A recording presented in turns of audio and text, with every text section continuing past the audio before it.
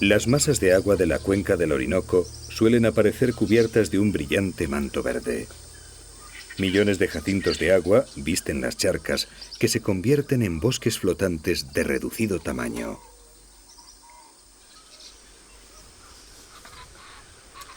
Por debajo del agua, los jacintos forman una intrincada red, un laberinto que enmaraña el agua.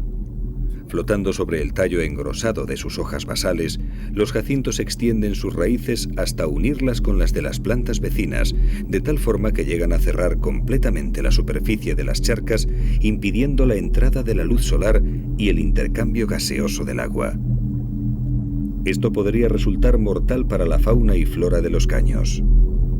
Pero los llanos cuentan con un poderoso ejército de comedores de bora, como aquí se conoce a los jacintos, que despejan el agua con incansable glotonería.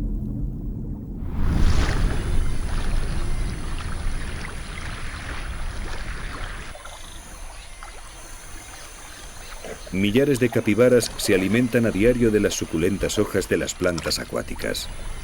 Estos poderosos roedores, los mayores del mundo, llevan una vida anfibia entre las cálidas orillas despejadas y esta gigantesca sopa de verdura donde encuentran alimento, protección y alivio contra el sol implacable.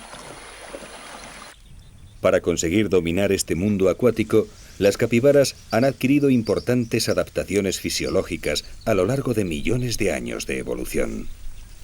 Son el arsenal para vencer el agua, unas patas con dedos palmeados para nadar y bucear, y unos ojos, orificios nasales y orejas situados en la parte superior de la cabeza, de forma que pueden recibir toda la información de la superficie que las rodea mientras se encuentran sumergidas.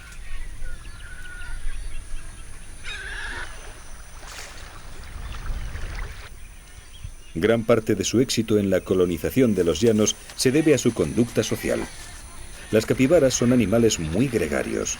Los grupos, que normalmente son de alrededor de 30 individuos, pueden juntar a más de un centenar de ejemplares, por lo que los vínculos sociales que empezaron al nacer con la familia son de vital importancia y deben reforzarse continuamente.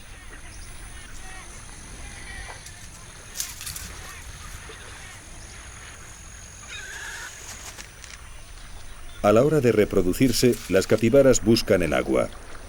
En tierra son más vulnerables, así que cuando llega el delicado momento de aparearse, el macho sigue a la hembra al interior de una charca somera y bajo la protección del agua se producen las cópulas.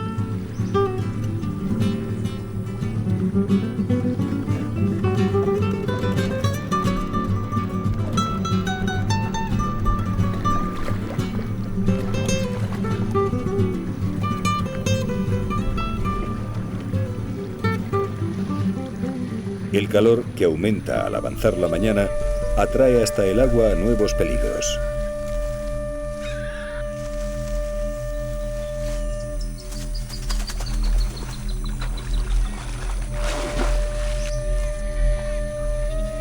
Una anaconda se acerca hasta la charca de las capibaras.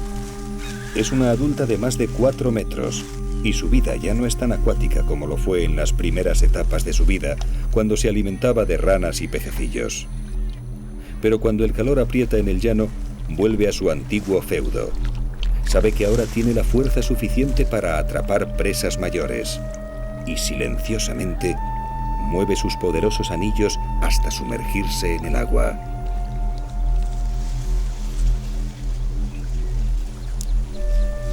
El grupo de capibaras presiente el peligro. Los adultos, que han visto llegar al reptil, no lo pierden de vista. La anaconda solo asoma su cabeza, esperando pasar desapercibida hasta que uno de los pequeños se ponga al alcance de sus fauces. Pero esta vez ha sido descubierta. Los experimentados padres dan la alarma y el grupo huye bajo la bora. Sin el factor sorpresa, la gigantesca anaconda no tiene ninguna posibilidad de atraparlas. La escena ha tenido unos testigos silenciosos. En las orillas, los mismos galápagos que han contemplado la frustración de la anaconda ven llegar ahora a una extenuada tortuga morrocoy. Nuestra protagonista ha llegado al agua guiada por su olor. A su lado, a lo largo de la orilla, ve por fin animales conocidos. Algunos galápagos se internan en la mata para depositar sus huevos y la tortuga se cruzó con ellos paseando por sus dominios. Pero ahora es ella la intrusa. Por muy cercano que sea su parentesco, en el agua los galápagos cuentan con una gran ventaja.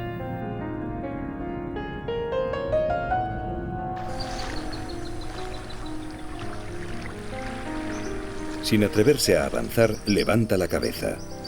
Al fondo puede ver las copas de su amada selva, pero hasta la mata distante tiene por medio un formidable reto.